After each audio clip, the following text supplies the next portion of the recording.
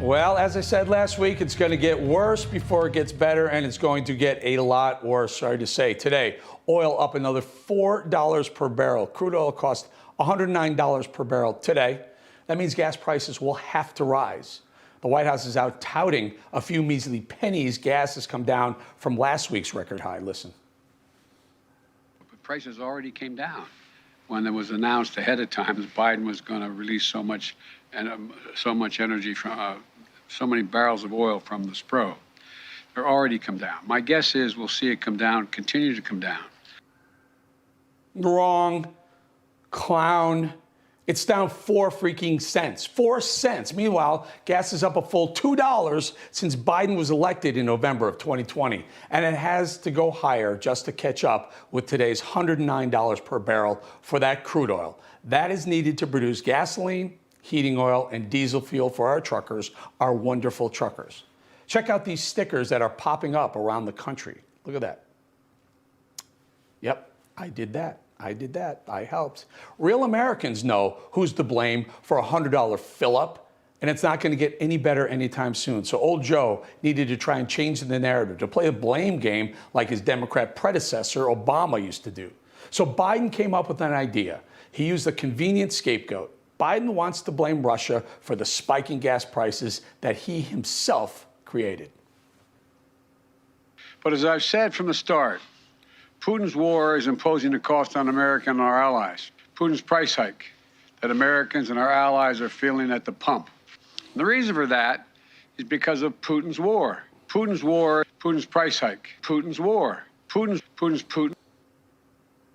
Well, that's bull spit. I said spit, and Biden knows it. He's trying to pin his failures, his gas and oil crisis, on Putin when this is of and by only one group, Joe Biden and the leftists running the country into the ground. It's on them.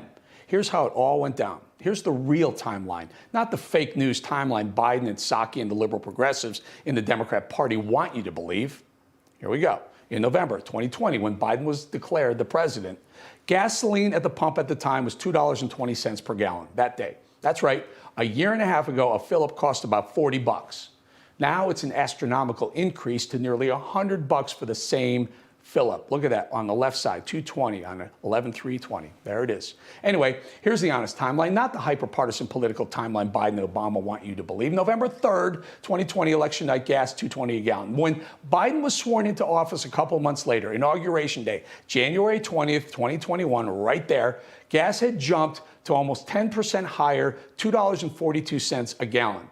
The oil traders and the refiners knew that a liberal progressive in the Oval Office would make oil harder for American drillers and producers to get permits to drill here. So obviously, crude oil prices started to move higher. And when crude oil goes up, it drags gasoline at the pump up with it. Econ 101, friends. We knew it then. Again, January 2021, gas was $2.42 a gallon, $2.42. A year later, a year into Biden's presidency, sorry, Freudian, with a Green New Deal socialist squad, AOC and her crew, accompanied by the admitted Democrat socialist Bernie Sanders on her side, oil prices had spiked further. And just a year into Joe Biden's presidency, gas was $3.41 per gallon, up a whopping $1.20 per gallon from election night.